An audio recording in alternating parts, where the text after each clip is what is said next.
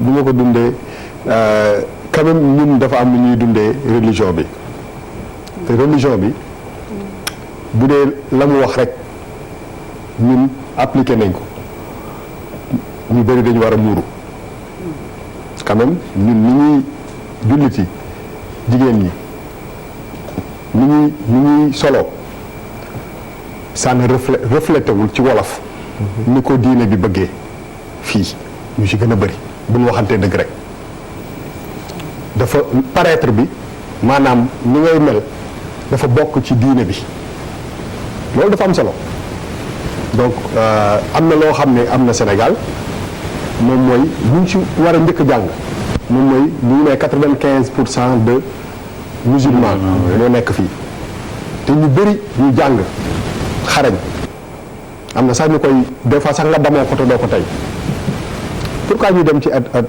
école yooyu am na lu ñu fa war a jàng peut-être ñoo ñu gën a organiser peut-être ñoo ñu dàq jàngale ñun ñi nga xam ne ñooy majoritaire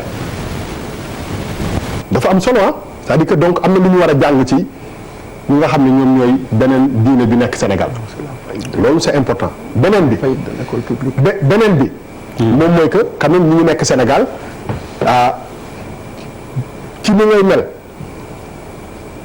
du ñu ci li ñu xam tuuti si mbirum diine du taxawaayu du pareem sama doom bu ma jur bu génnee Zeyna dem di jàngi li muy sol du taxawaayu vraiment en termes religieux bu jigéen buy dem jàngi école dafa war a muuru donc est-ce que bu ñu doon jàngi bu ñëpp doon li religion bi wax bu ko ñëpp doon def est-ce que cohabitation boobu dina am parce que aussi am na nu ñuy dundee diine bi ñun ñoo ko indi fii mais du li ñuy sol du li diine bi wax parce que diine la religion musulmane xaw na aussi teg na ay charte yu leer te charte yooyu bu ñu ko toppee comme kii voilé wu boo moytu noonu la ñu mel buñ ko doon dund bu ko naka fa religion bu jógee dañ koy dundee bu ñu waxante dëgg quand même diine bi ñëw na fii am na nuñ ko defee ba finalement loolu peut-être c'est moins choquant. mais le voile il est culturel avant d'être religieux de. waaw mais non mais damay loolu bu leen ko fàtte. waaw d'accord le voile est culturel. parce que diine daf ko fi fekk. waaw non en fait. dafa fekk berbères yi ak seeni femmes parce qu'ils étaient dans le désert ñuy muuru. poussière bi ak yooyu. le voile est culturel. non en fait ni ma koy simplifier. moom mooy que ci li ñu xam ci diine bi mooy que jigéen ñi dañoo war a muuru seen bopp. loolu man dama koy simplifier. dama convoqué wu ma histoire.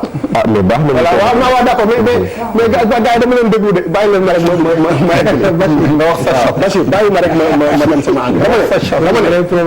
dama ne remixé nañu affaire bi tuuti ba quand même on est devenu assez moderne en termes de lu ñuy solo.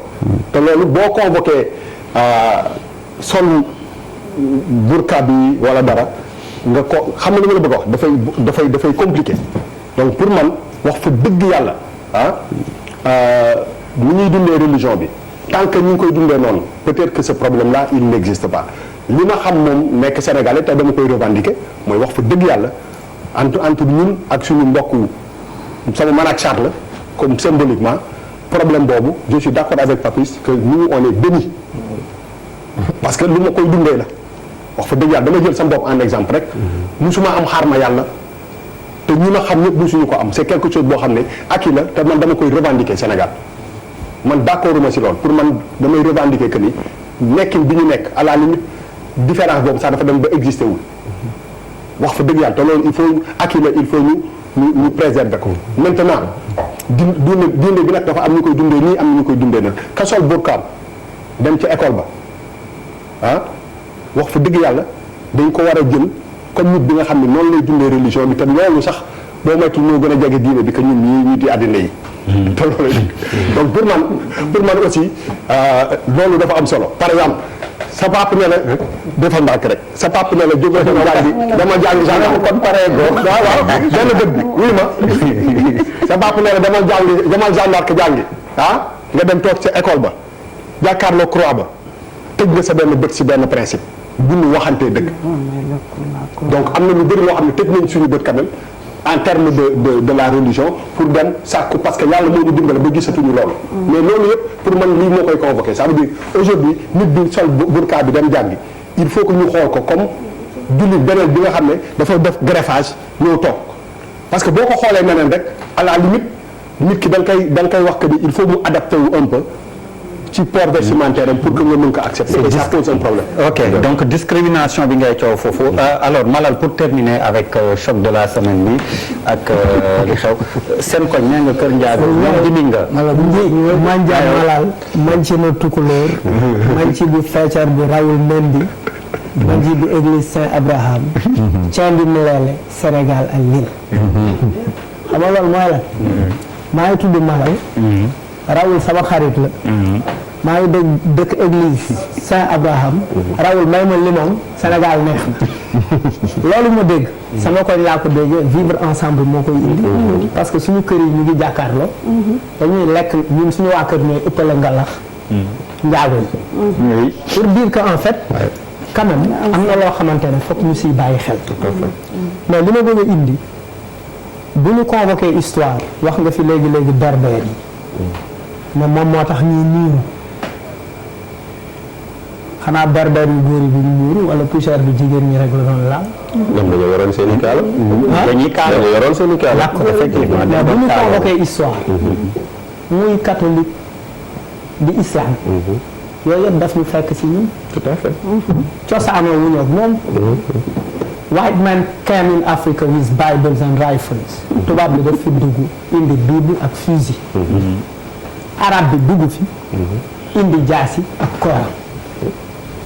mais ñun ñu góorgóorlu ku ci nekk ñi nekk musulman. ñi nekk chrétien. parce que dafa jaare ci colonisation. mais ñu am matu mën a nekk ci religion yooyu. ba pare di ko dund ci jàmm ak salaam mu neex lool. moo tax ngay dégg Moustapha Mendy. Jean Pascal Diop. Amadou Gomis. Sénégal rek la am man sama taw Véronique la tudd. parce que Sénégal c'est un très beau pays. Le prophète à Médine. les musulmans étaient majoritaires. ñoo ëppoon juif yi. ëpp chrétiens yi. te prophète bi dafa jëloon responsabilité. protéger les juifs.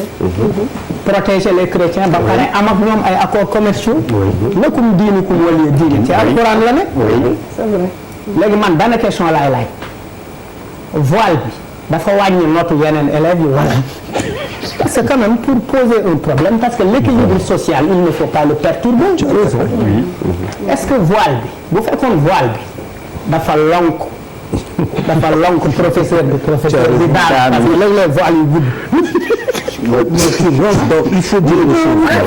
voile bi toujours problème il faut que c'est-à-dire bu ñuy jóg ci benn affaire day fekk le truc ça pose un problème. exact. nañ fi jëlee cantine yi nekk ci kaw tali bi. parce que ils encombrent la rue. effectivement. mais nañ fi jëlee voile nii rek. en France. les gens ont commencé à se radicaliser quand leur foi a été attaquée. foi boo ko attaqué. ñun ñu jóg. wax fi Serigne Touba léegi dara. léegi mu di song. wax fi Maam El Hadj Malick dara. wax fi Zéjou dara. léegi catholique yi song. ça doit pas se passer comme ça. beneen affaire bi ñu war a régler mooy.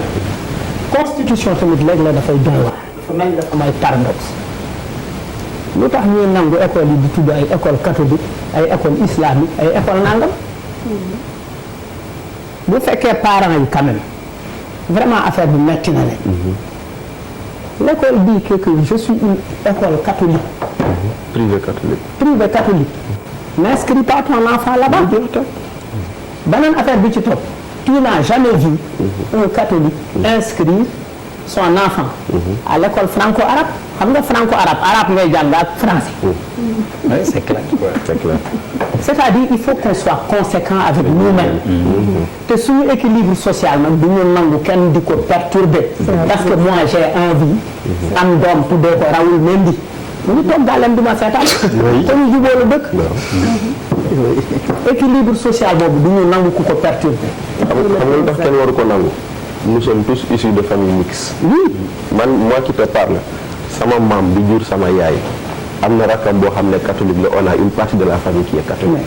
mu ngi noonu. il y en a plusieurs boo demee Ziguinchor pourquoi Abdou Diouf a dit dans ses mémoires que bëgg naa bu ma génnee àdduna ngeen suul ma Ziguinchor parce que y a au moins un cimetière catholique ou un cimetière où on peut enterrer musulman je veux être enterré à côté d'Élisabeth mais ba loolu Ziguinchor laa ko am. Bachir le vrai problème c'est pas ça.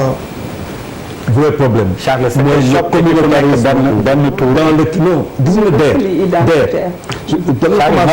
dafa am nekk benn tour essentiel lu nekk accessoire. Le vrai problème c'est le communautarisme qui est en train de s'emparer de ce pays-là. Et ñun fumistes que nous sommes nous surfons dessus. Demal université Charles. Voilà. Université Charles. On se réclame plus d'une région, on se réclame même du village. Association des ressortissants de tel.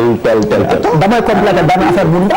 yaa yoroon sax mais jeexalal juste ma jeexalee foofu. bu ñu jëlee sax ci suñu histoire ñun ak islam.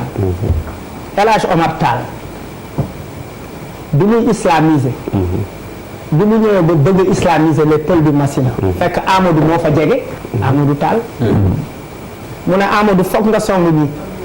Amadou ne ko du ma leen laal. je ne peux pas faire ça. mu ne ko sa ngëm-ngëm des na. Amadou ne ko buñ ma doon rey sax du ma ko def. mu ne lu tax doo ko def. mu ne parce que dëkkandoo bu yàgg la. te dañ ma ji lu rafet. pour dire que notre humanité. précède nos religions, nos confréries, nos ethnies.